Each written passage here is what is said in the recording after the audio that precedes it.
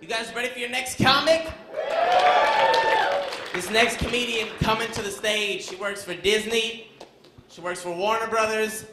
She was a finalist in LA's Funniest Comic Contest 2008. And also, give it up right now for her. It was her birthday a few days ago. Right? Please give it up for my friend, Jessica Fass.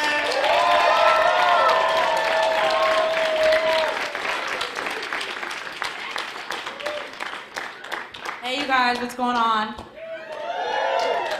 All of my friends, I apologize for the 5 million evites you got about this show. Apparently you all made it here, so they were necessary.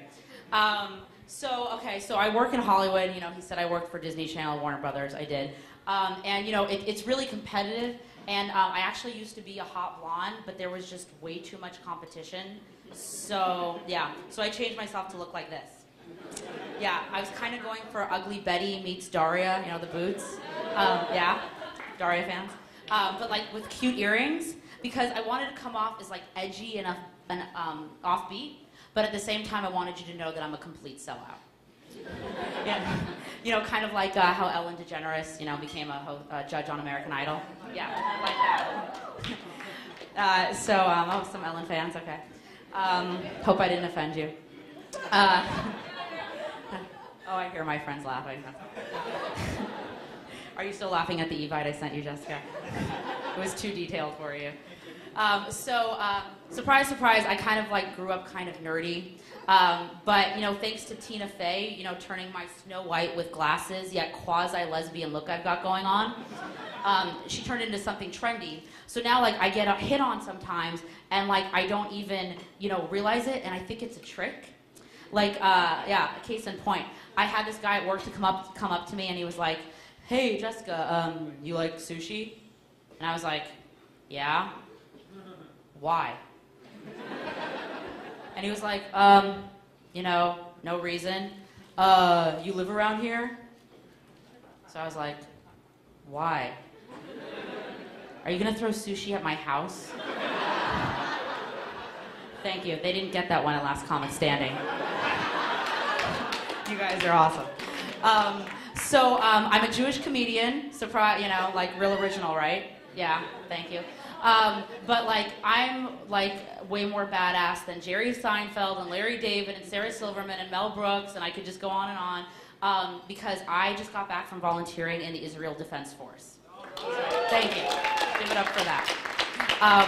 You know, like, what's the most suffering they ever did? Okay, they didn't have enough cream cheese and lox for their bagel. Okay, I have slept on a dirt-stained mattress. Being from a spoiled Jewish girl from the San Fernando Valley, this is very difficult to deal with. A dirt-stained mattress with stray cats everywhere, scratching and pawing at my door at all hours of the night, and I had to wear Crocs to the communal showers. Okay, everybody, I took a fashion risk for Israel. I wore shoes that looked like Swiss cheese. But it was really interesting staying there. I met a lot of really cool, awesome people. And I actually got to stay with our, first I did this trip for all Jews, it's called Birthright, and for Jewish people from all over the world to come to Israel, and it's free, it's awesome. So I stayed with our guard from the trip. He was with us the whole time, he had a gun, and he was like so cute, you know, and all the girls had a crush on him. And and when I got to stay with him after the program ended, I really thought that, you know, maybe we'd hook up or something, you know, like why is he letting this cute Jewish girl come stay with him? No. Apparently Israeli soldiers are like Jewish mothers. So I gave my phone number to another guy because, you know, he wasn't going to do anything. He was just going to wear his Crocs and watch TV. So he's like, "Who is this guy? I don't know who he is. I need to know. We need to look him up on Facebook." I was like, okay, because Facebook is so legitimate, but all right. So he's like, "Okay, what is his email address? We will look him up right now." And I'm like, okay, so I wrote it down. Okay, it's Tomer Levy shift2 walla.com. He goes, "Shift2? What does shift2? What the hell is that?" And I'm like, "I don't know. I thought it was some Israeli special code or something." And he's like, "No, I've never heard of this shift2. So for those of you who don't know, I'm going to educate you right now. Shift2 is the @ symbol on the keyboard. I bet you never knew that until this moment right now. So shift 2, we find his email. I add him on Facebook. He goes, okay, all right. He looks okay. You can go out with him. I trust him. It's okay. He looks cute. And I'm like, okay, Mom, thanks. Then the guy makes plans with me. He tells me on a Tuesday, I'm going to pick you up Thursday about 5 or 6. And so and then it becomes Wednesday, and my friend who I was staying with, the guard, Cornell, he was like, have you talked to him today? What's going on? Why haven't you not talked to him? And I said, I don't know. I sent him a text message today, and he said, what did you say? I said, how's the army this week? You know, because this guy was a soldier. And he said, what did he say back? And he said, it's just fine. And he said, it's just fine?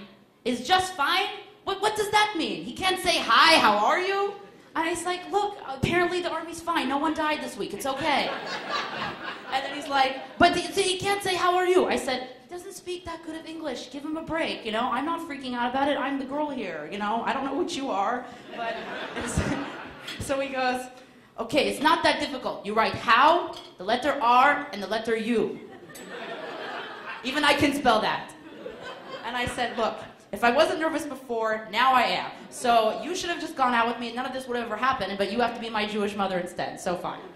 Okay, so another interesting thing about the difference between Israelis and Americans is Israelis, they all have to go to the army at 18, so they get very to the point with things. They're used to things being terrible, right? So when they make a phone call, this is how it sounded to me, okay? They're like, allo? Because apparently they can't say shalom, like that's their normal. They had to make up this word, allo. I don't know what it is. So they're like, allo? Okay, tov, yalla, bye. And I was like, wow, what does that mean, tov, yalla, bye? They're like, tov means good, yalla means let's go, and bye means bye. And I'm like, okay. So they have like a safe word to help them get off the phone, you know? Like yalla, because that means let's go, I'm done with you, I want to go on the rest of my day, I don't want to keep talking to you, I want to hang up the phone right now. You know, they can say all that with just one word, okay? But this is how us Americans, this is how we make Saturday night plans, as opposed to that simple way.